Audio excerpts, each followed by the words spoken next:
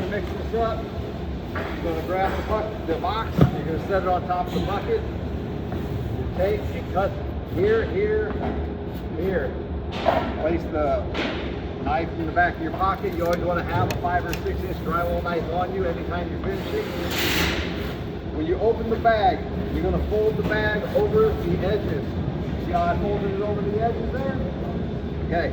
We're going to take this and you're going to tap it on the side of the bucket. That'll make it so that it falls down inside of the bucket.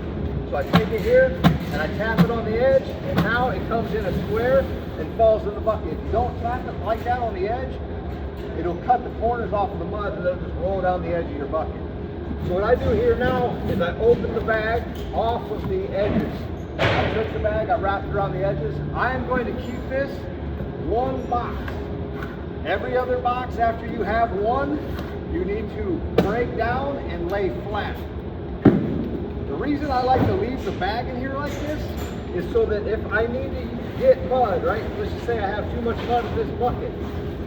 I can take this bag from the inside with my hand and I can move mud to this bucket, put it in that one if I want to. I can take it and clean off the top edges of the bucket if I want to.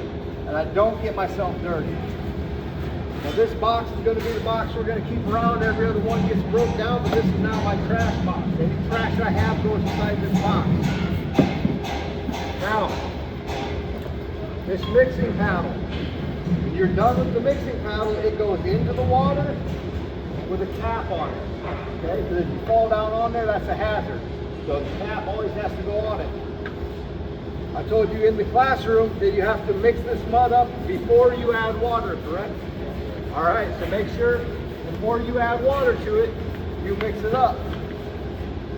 This drill is powerful. Make sure when you operate this drill, you operate it with both hands on the drill.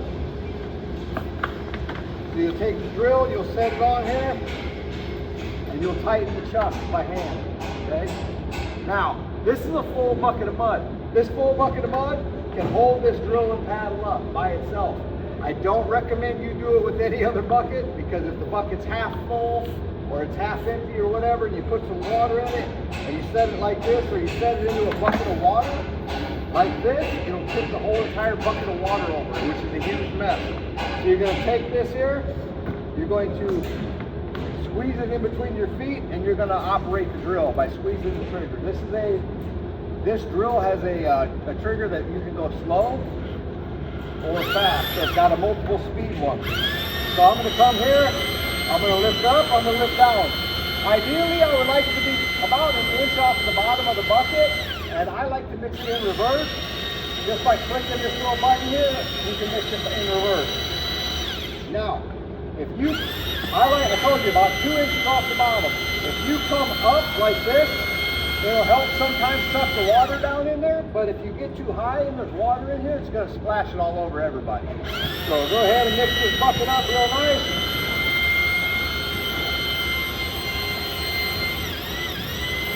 Well, it's kind of old mud. Now that it's mixed up, you're going to use 5 12-ounce cups of water. You'll add the water in there, you'll mix it up, and that'll be good for running your bazooka. Cut that off.